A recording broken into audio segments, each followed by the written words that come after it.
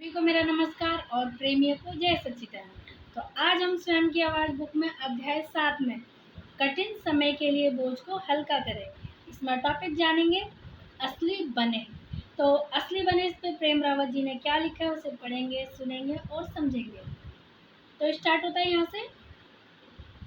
तुम अपना खाना बना रहे थे, तुम कुछ करने लग गए, इसी बीच सारा खाना जल गया।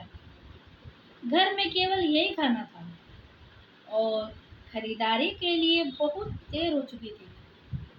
मुझे यकीन है कि आप इस स्थिति या इसी तरह की स्थिति में जरूर पड़े होंगे। जैसे ही आप ये सोच रहे हैं कि ये क्या हो रहा है, कोई व्यक्ति आकर कहता है सकारात्मक रहो।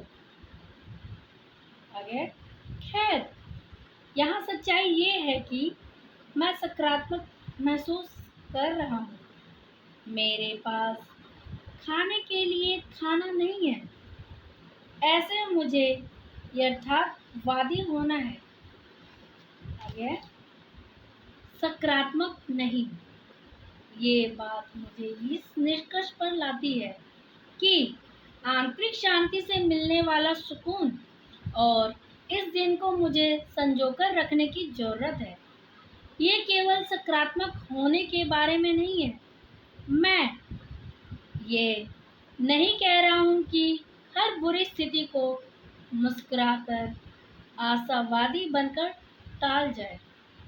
इसके बजाय अगर हम दुनिया को देखें और खुद को स्पष्ट रूप से समझें, तो हम जीवन की अधिक सराहना कर सकते हैं और इसका आनंद ले सकते हैं। आपके द्वारा अनुभव किए गए कठिन समय असली है, लेकिन इस आपके भीतर का आनंद भी असली है। और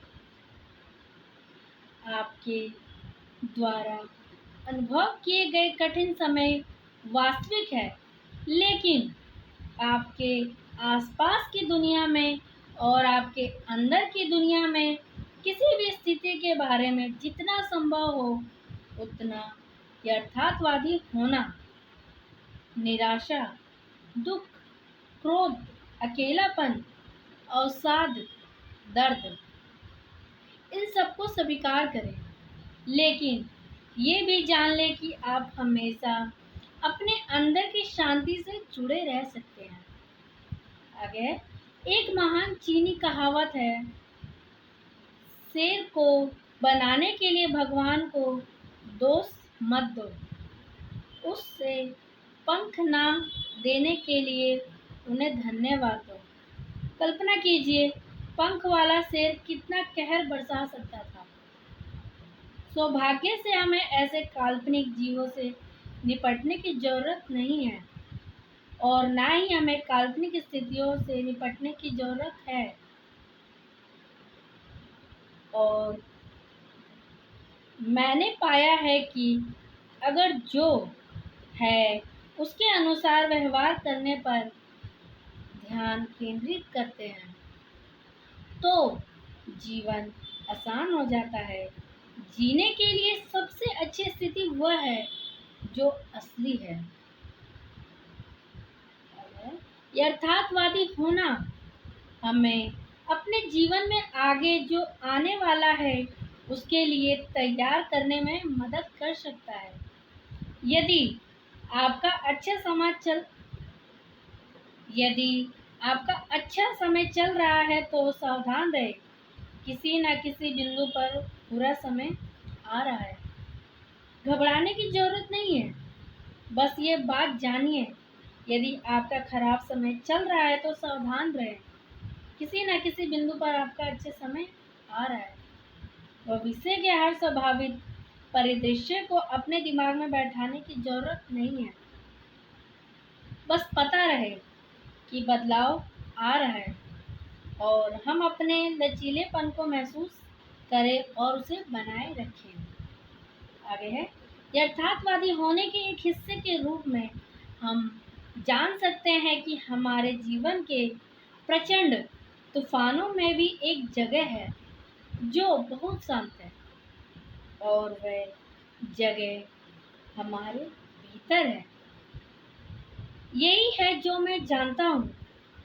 मैं दोनों ही स्थितियों में अपने भीतर शांति से रह सकता हूँ, सुंदर क्षणों में भी और बहुत खराब क्षणों में भी। मैं हमेशा के लिए जीवन के तूफानों से ना तो बच सकता हूँ और ना ही बाहर जा सकता हूँ, परंतु अपने भीतर एक शांत स्थान पर जा सकता हूँ।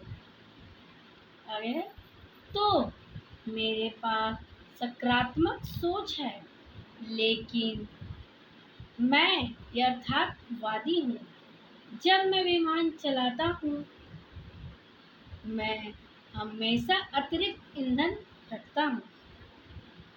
जब आप उड़ना सीख रहे होते हैं, तो आप ये सलाह सुनते हैं। आपातकाल में आपके लिए 3 चीजें बेकार है: आपके पीछे का रनवे, आपके ऊपर का आकाश और ट्रक में ईंधन। यदि आपने अधिकांश रनवे का उपयोग कर लिया और उड़े नहीं, तो आपके पीछे चाहे कितने भी रनवे हो, आपका कोई भला होने वाला नहीं है। यदि आपने पावर खो दिया है और आपातकालीन लैंडिंग के लिए नीचे आ रहे हैं, तो आपके नीचे कितनी हवा है ये महत्वपूर्ण है, ना कि ऊपर कितना आकाश है। और जब आप हवा में हैं, तो हमारी हवाई अड्डे पर ट्रक में रखा ईंधन उस समय के आपके किसी काम का नहीं है। ये है यथार्थवादी होना। तो ये समझने की बात है। अगर आप प्रेम रावत जी को सुनना और समझना चाहते हैं, तो मैं उनका लिंक डिस्क्रिप्शन में डाल दूँ। आप उन्हें सुनिए, समझिए और उन्हें फॉलो कीजिए। बस इतना ही। धन्यवाद।